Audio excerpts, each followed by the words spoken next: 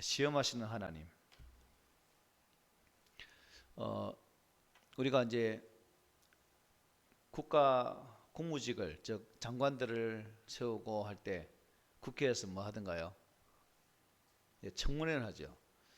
우리가 이제 계속 뭐 문재인 대통령 때나 계속 청문회 쭉 보면서 청문회를 할 때마다 여러분 느낀 게 없습니까?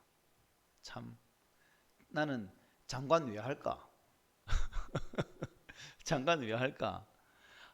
정말 그야말로 탈탈 털어서 완전히 다 까발려서 막 사람 완전 바보 만드는 그 청문회를 보면서 참 사람 인격도 완전히 까뭉켜버리는 그런 것을 보게 되죠.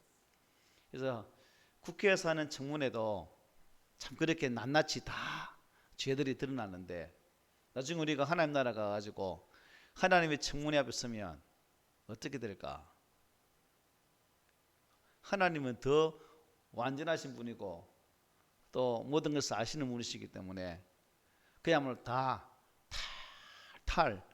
틀려서 그야말로 숨길 것도 없는 그런 상황입니다.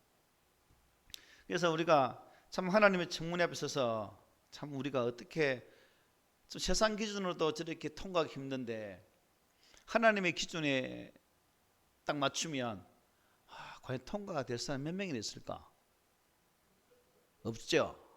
근데 문제는 뭐냐면 없지만 참 감사한 게 우리가 그 하나님의 은혜, 즉 예수 그리스도로 말미암아 구원받은 자이기 때문에 우리를 대속해 주신 그 십자가의 은혜만을 꼭 붙잡고 있으면 예수라는 그 이름이 프리패스라는 거죠. 그냥 자동 출입문처럼 통과할 수 있는. 그래서 좀 그렇게 탈탈 털리고 죽음으로 말미암아 영원히 지옥 갈 인생이지만 예수 그리스도 안에서 구원받는 백성이기 때문에 그 믿음 때문에 우리는 하나님 은혜 안에서 참된 구원의 복을 누릴 수 있고 그 하나님의 청문회도 무사히 잘 통과할 수 있다라는 사실에 저는 참 감사가 되더라고요. 목사지만 목사도 여전히 죄 가운데 있는 것이고 또 생각도 행동으로 입술로 죄를 짓고 있기 때문에 목사들도 하나님 없으면 제대로 통과될 사람 없었단 말입니다. 그런데 예수님이 계시기 때문에 참 감사하다. 그래서 우리가 이 은혜 앞에 서서 이 은혜로 살아가는, 그러므로 또 그 은혜 앞에 감사하면서 우리에게 주어진 이 땅의 삶을 살아가는 것이 또 성도가 살아가야 할 삶의 방향이다 하는 사실을 깨닫게 됩니다. 이 사사기를 이제 쭉 보면서 우리가 지난 시간에는 사사기 11절부터 23절의 말씀을 보면서 사사기 시대의 악순환, 계속해서 반복하여서 죄를 짓는, 또 죄 지은 가운데에 하나님의 심판, 징계를 통해서 고통받는 그들이 다시금 하나님 앞에 회개하는 그들을 구원하는 이러한 흐름들을 우리가 쭉 볼 수 있었습니다. 그래서 우리가 지난주 봤던 여호와의 목전에서 악을 행하고 여호와를 버리고 바알과 아스타롯을 섬겼다. 자, 이스라엘 백성들이 여러분 왜 이 바알과 아스타롯을 섬기게 되었다고 말씀했죠?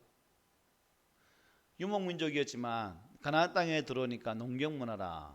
그래서 그 농경 문화를 이제 중심으로 살아가야 되니까 이미 가나안 땅에 정착해 있던 이 농경 풍속, 농경 문화에 접하여 살 수밖에 없다는 거죠. 그리고 그 가나안 주민들이 농경을 하면서 절기나 때나 이 맞추어서 쭉 하는데 결국 그들의 문화는 이 바알과 아스타롯에 연결되어 있다는 거죠. 자연을 주관하는 바알, 다산과 풍요를 상징하는 아스타롯. 결국 이러한 가나안 문화 앞에 이스라엘 백성들은 그들의 흐름 속으로 들어가게 되어지고 결국 그 흐름 속에서 이스라엘 백성이라는 선민이라는 분명한 정체성들을 상실하고 가나안 땅 문화를 그대로 답습하는 그런 모습을 우리가 분명히 볼 수 있죠. 때문에 하나님께서는 가나안 땅에 들어가면 너희는 반드시 가나안 족속들을 멸절시키라고 말씀했지만 이스라엘 백성들은 그렇게 하지를 못했다는 것입니다. 이러한 징계 속에 하나님도 뭐라 말씀하셔요? 이렇게 말씀하시죠. 노략하는 자의 손에 넘겨주사 그들이 노략을 당하게 하시며 모든 대적의 손에 팔아 넘기심에 그들이 어디로 가든지 여호와의 손이 그들에게 재앙을 내리시니. 그리고 계속해서 하나님을 떠나는 하나님 말씀을 서있지 못한 그들에게 징계를 가하시게 된다는 겁니다. 보니까 어떻게 해요? 노략을 당한다, 대적의 손에 넘긴다, 어디로 가든지 재앙을 만나게 된다. 그야말로 저주 중에 저주죠.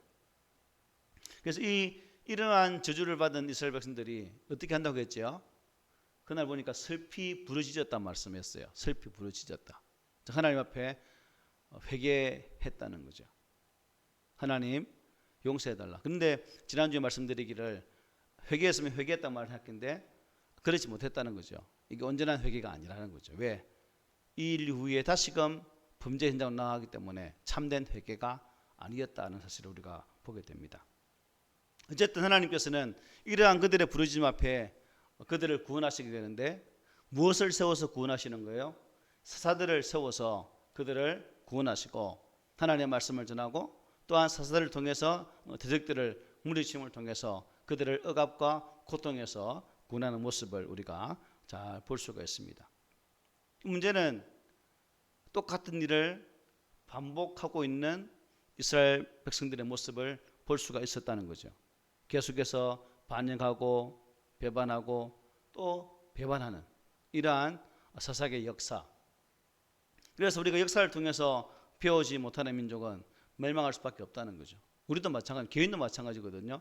개인도 역사 흐름 속에서 과연 이 역사 속에 하나님께서 무엇을 말씀하시는지 또 역사를 통해서 우리에게 나타내시고자 하는 바가 무엇인지를 깨닫지 못하면 우리 개인 또한 나라가 망하는 것처럼 온전한 승리의 길을 걸어갈 수가 없다는 사실입니다. 그래서 우리가 이 반복되어지는 사사기 시대의 모습을 보면서 항상 나 자신을 변화시키고 또 말씀으로 갱신시키고 주께서 원하시는 그 믿음의 길을 갈 수 있도록 항상 하나님의 거룩한 말씀 속에서 그 길을 발견할 수 있는 우리가 되었으면 좋겠습니다.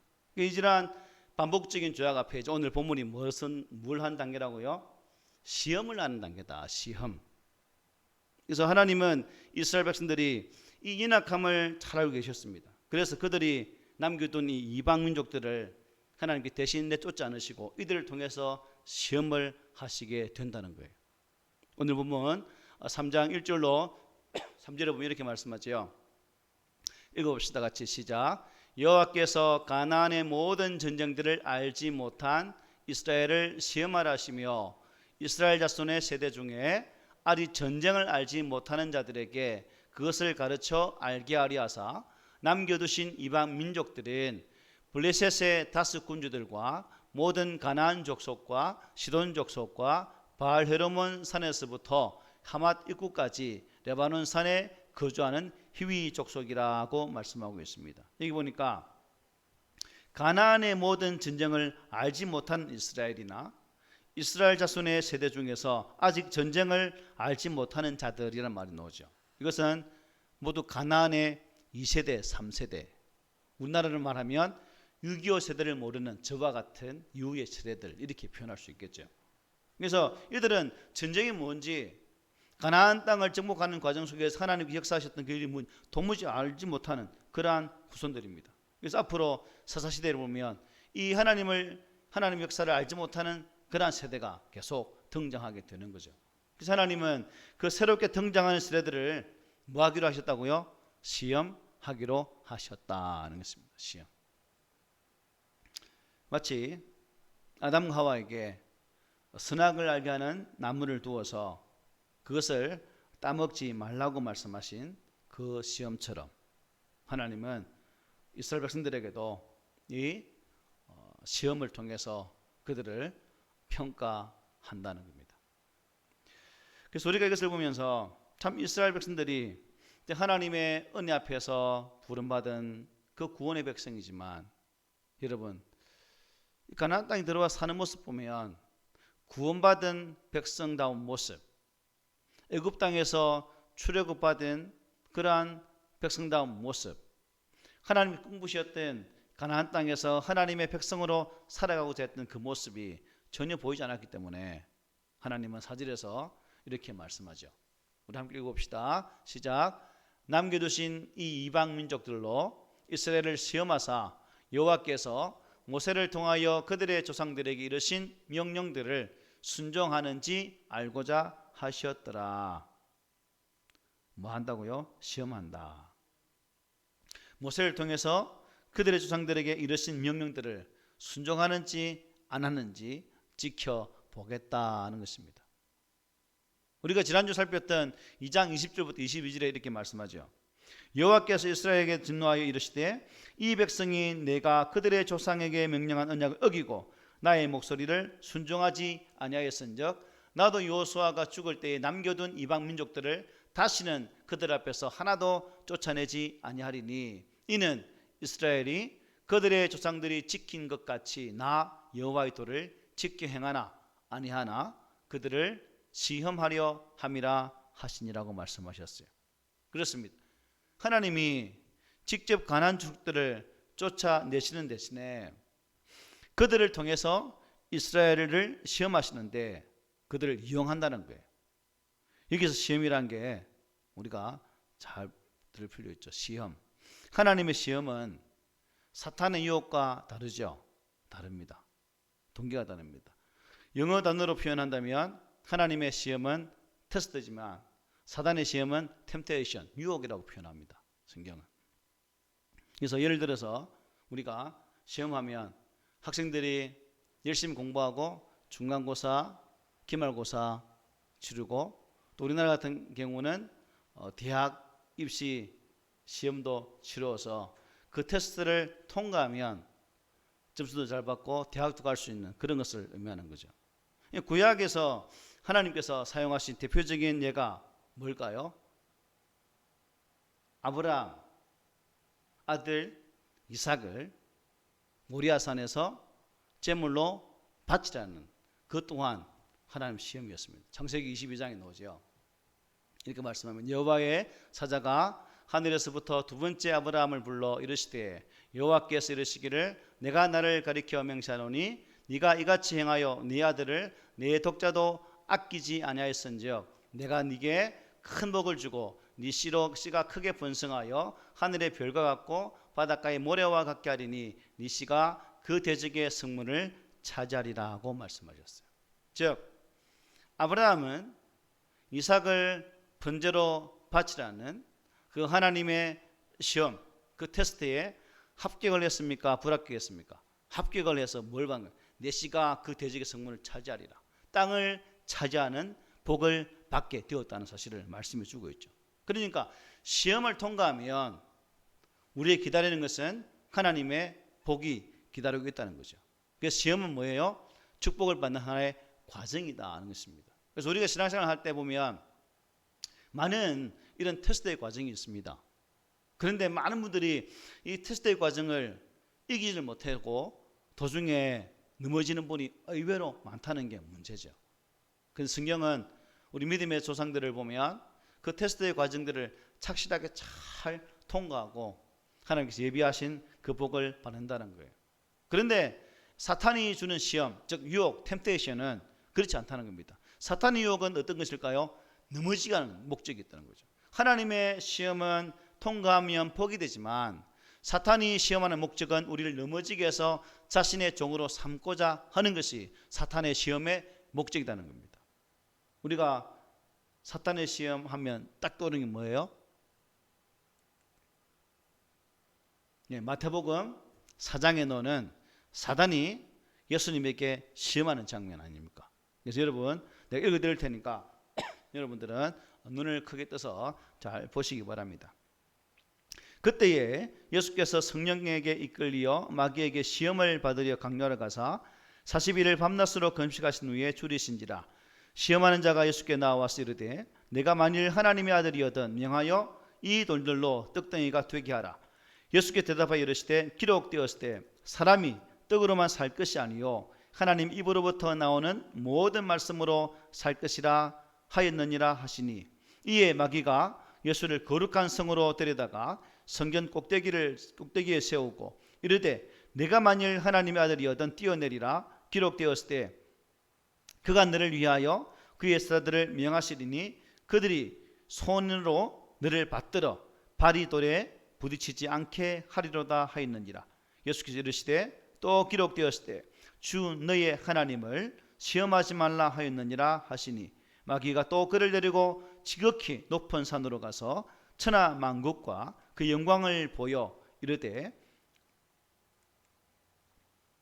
만일 내게 엎드려 경배하면 이 모든 것을 내게 주리라. 이에 예수께서 말씀하시되 사탄아 물러가라. 기록되었을 때 주 너희 하나님께 경배하고 다만 그를 섬기라 했느니라. 이에 마귀는 예수를 떠나고 천사들이 나와 수종되니라고 말씀하고 계십니다. 사단이 예수님께 몇 번 시험하셔요? 3번 시험합니다. 근데 문제는 보니까 4장 1절에 보면 예수님도 성령에 이끌리고 성령에 사로잡힐 때에 시험 받은 거예요. 우리도 성령 충만할 때 시험이 올 수 있다 없다? 있을 수 있다는 거예요. 근데 예수님은 그 모든 사탄의 시험을 하나님의 말씀으로 이기시는 모습을 분명히 보게 됩니다. 그렇기 때문에 우리 신앙에 정말 중추적인 역할을 하는 이 말씀을 떠나면 결국 우리는 뭐예요? 어떠한 사단의 공격에서부터 이길 수가 없는 거죠. 그래서 말씀을 항상 묵상하고 가까이 하는 게 중요합니다. 그래서 하나님의 시험과 사탄의 유혹은 완전히 다른 것을 이렇게 볼 수 있습니다. 하나님의 시험, 곧 테스트에서 합격하기만 하면 그 조상들의 약속하신 바와 같이 계속해서 지켜주시고 돌보아 주시겠지만, 결국 이러한 시험에 실패하게 되어지면 하나님으로부터, 즉 사탄에게 결국 넘어가는 그러한 결과를 가져올 수밖에 없다는 겁니다. 하나님의 시험이라면 우리는 믿음으로 이겨내야 되겠죠. 그리고 그 믿음의 이김의 결과는 하나님께서 예비하신 복을 받아 누릴 수 있다는 사실입니다. 그래서 우리는 항상 이 복을 받는 자가 되었으면 좋겠습니다. 그래서 야고보 사도나 베드로 사도가 야고보서나 베드로의 말씀을 통해서 베드로전서에서 이렇게 말씀하셔요. 야고보 1장 2절 4절 보면 내 형제들아 너희가 여러 가지 시험을 당하거든 온전히 기쁘게 여기라. 시험 당할 때 기쁘게 여기래요. 이는 너희 믿음의 시련이 인내를 만들어내는 줄 너희가 알미라. 인내를 온전히 이루라. 이는 너희로 온전하고 구비하여 조금도 부족함이 없게 하려 합니다. 우리를 온전케 하기 위해서 시험을 준다는 거예요. 또 야고보서 1장 12절에 이렇게 말합니다. 시험을 참는 자는 복이 있나니 이는 시련을 견디어낸 자가 주께서 자기를 사랑하는 자들에게 약속하신 생명의 면류관을 얻을 것이기 때문이다. 시험을 이기면 뭐예요? 생명의 면류관을 주신대요. 베드로전서에서 베드로는 이렇게 말합니다. 사랑하는 자들아 너희를 연단하려고 오는 불시험을 이상한 일 당하는 것 같이 이상히 여기지 말고 오히려 너희가 그리스도의 고난에 참여하는 것으로 즐거워하라. 이는 그의 영광을 나타내실 때에 너희로 즐거워하고 기뻐하게 하려 함이라. 아멘. 시험을 통과하면 이러한 은혜가 있다는 거죠. 그래서 우리가 오늘 이 시대에 하나님의 시험과 또 사탄의 유혹을 분별할 수 있는 그러한 지혜도 필요합니다. 그러기 위해서 우리가 말씀에 대한 분명한 상고함이 있어야 되고 또 말씀에 대한 깨달음이 있어야 그러한 분별력이 가능하다는 거죠. 주님도 주기도는 어떻게 기도하라고 말씀하셨습니까? 시험에 들지 않게 깨어 기도하라고 말씀하지 않습니까? 그만큼 기도라는 게 중요한 거예요. 그래서 우리도 기도하고 영적 재무장을 통해서 사탄의 이러한 유혹들을 이길 수 있는 그러한 성도가 되기를 소망합니다. 자, 아까 우리가 1절 2절을 보니까 지금 이 말씀을 받는 시험을 받는 세대가 전쟁을 아는 세대였습니까? 모르는 세대였습니까? 알지 못하는 세대라고 말씀했습니다. 그래서 이 알지 못하는 세대에게 시험을 했는데 이 2세대 3세대는 이 시험에서 어떻게 시험을 잘 봤을까요? 아니면 낙방했을까요? 합격했을까요? 땡했을까요? 예, 땡했어요. 오늘 5절 6절에 말씀하겠습니다. 한번 봅시다. 시작. 그러므로 이스라엘 자손은 가나안 족속과 헷 족속과 아모리 족속과 브리스 족속과 히위 족속과 여부스 족속 가운데에 거주하면서 그들의 딸들을 맞아 아내로 삼으며 자기 딸들을 그들의 아들에게 주고 또 그들의 신들을 섬겼더라. 실패해도 그야말로 완전 과락도 아니고 완전 땡이야. 빵점. 영희 집사님, 빵점 하면 안 돼요. 우리말 성경에 그러므로 되어 있죠. 그러므로라는 말은 그러나입니다. 그러나. 그래서 이스라엘 후손들은 이방 민족들과 섞여 살면서 내가 누구인지라는 자신의 신분을 잊어버린 거예요. 우리도 마찬가지로 예수 믿는 사람인데 세상 살아가면서 내가 예수 믿는 사람인지 아닌지 분간을 못하면 안 된다는 겁니다. 내가 누구라는 사실 분명히 알아야 되죠. 저는 경주 김가 수원공파 32대손입니다. 이것은 내 집안에 대한 그거죠. 그리고 이제 그 집안에 필요 없는 것이 나는 예수 믿은 이후로 예수 후세대가 된 거죠. 예수 안에 있는 구원받은 자, 무슨 판이 쪽판이 대판이 32대손이 의미가 없는 거죠. 예수파. 무슨 파라고요? 예수파. 예수로 말미암아 구원받은 그러한 족속이 되었다는 거죠.